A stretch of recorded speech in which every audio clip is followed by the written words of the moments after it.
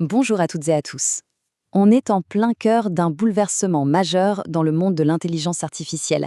Et là, on ne parle pas juste de technologie, non. On parle de nouvelles lois, de nouvelles compétences, bref, d'une transformation vraiment profonde du monde du travail. Alors, voyons ensemble ce que ça signifie concrètement. Il faut se l'imaginer. Pendant des années, l'IA, c'était un peu le Far West numérique. Sans règles, sans shérif, eh bien, cette ère-là, elle est officiellement terminée. L'Europe a dégainé la première et vient de poser sur la table le premier vrai règlement pour l'IA. Et attention, c'est un texte qui va avoir un impact bien au-delà de ses frontières pour les entreprises du monde entier. On commence donc par ça, par ce fameux règlement, on l'appelle l'AI Act de l'Union européenne, et il est en train de redéfinir complètement les règles du jeu. Alors, l'AI Act, qu'est-ce que c'est au juste? C'est tout simplement le premier cadre légal aussi complet à l'échelle mondiale. L'objectif est double, et c'est ça qui est intéressant. D'un côté, on veut protéger nos droits fondamentaux, créer de la confiance, et de l'autre, on ne veut surtout pas tuer l'innovation. C'est un équilibre super délicat à trouver, mais absolument essentiel. Et il ne faut pas croire que c'est pour dans 10 ans, hein. Le calendrier est déjà bien rempli. L'acte a été adopté en 2024, son application commence dès 2025, et attention, dès le mois d'août 2025, certaines règles deviennent obligatoires. Pour les entreprises, le compte à rebours a déjà commencé. On en vient maintenant au cœur du réacteur de cette loi. Pour éviter de tout bloquer, les législateurs ont été plutôt malins. Ils ont choisi une approche basée sur le risque. En gros, on ne traite pas toutes les IA de la même manière. La structure est assez simple à comprendre. Elle repose sur 4 niveaux. Le risque inacceptable, le risque élevé, le risque limité et enfin le risque minimal. Et évidemment, chaque catégorie vient avec son propre lot de règles qui vont de l'interdiction pure et simple à des simples obligations de transparence. Mais concrètement, ça donne quoi? Alors, une IA de scoring social qui noterait les citoyens, c'est un risque inacceptable, donc c'est interdit. Point. Une IA qui aide au recrutement ou dans le domaine de la santé, ça c'est un risque élevé. Donc là, il faudra des audits, une supervision humaine, des contrôles stricts. Un chatbox, risque limité. Il devra juste dire coucou, je suis un robot. C'est une approche pragmatique qui adapte les contraintes à l'impact potentiel. Bon, maintenant que le cadre légal est un peu plus clair, regardons l'impact direct sur nous, sur le travail. Une étude très poussée menée par Atlas nous donne une photo assez fascinante de ce qui est en train de se passer. Et là, le constat est sans appel.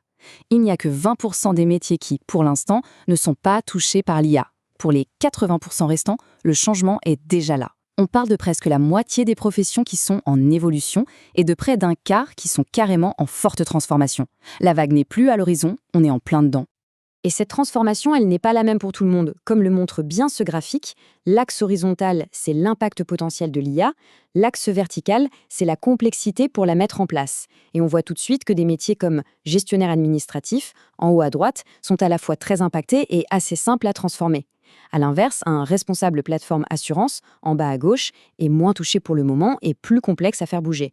Chaque métier a vraiment sa propre trajectoire. Donc le message à retenir, il est là. Pour certains, l'IA va être un super outil, un assistant qui va faire évoluer les tâches du quotidien. Pour d'autres, c'est la nature même du travail qui va être complètement redéfinie. Et c'est cette distinction qui est cruciale pour se préparer à ce qui vient. Évidemment, si les métiers se transforment, les compétences demandées, elles aussi, se transforment. Alors de quoi va-t-on avoir besoin pour naviguer dans cette nouvelle ère de l'IA? On voit un glissement très net. D'un côté, il y a des tâches comme l'analyse de données, l'automatisation, que l'IA va de plus en plus prendre en charge. Et de l'autre, ça ouvre la porte à des nouveaux métiers, des rôles 100% humains, des auditeurs d'algorithmes, des évaluateurs d'impact ou encore des conseillers en éthique. Le changement de paradigme, il est là. La valeur ajoutée ne se trouve plus tant dans le fait de faire la tâche, mais plutôt dans la capacité à superviser le système qui l'a fait. C'est un passage de l'exécution au pilotage. La grande question qui se pose face à tout ça, face à ces nouvelles règles, à ces transformations du travail, c'est est-ce qu'on est vraiment prêt, collectivement? Cette citation du sociologue Dominique Cardon frappe très juste. L'enjeu, c'est notre capacité à débrayer, à pouvoir reprendre la main sur la machine à tout moment. Cette fameuse surveillance humaine que la loi impose pour les IA à haut risque, c'est en fait un principe essentiel pour rester maître de nos outils. On est donc à un moment charnière. Le cadre légal est en train de se construire, l'impact sur les métiers est déjà visible, et la technologie, elle, continue d'avancer à une vitesse folle.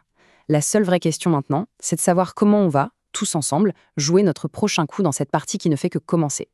Merci d'avoir suivi cette analyse.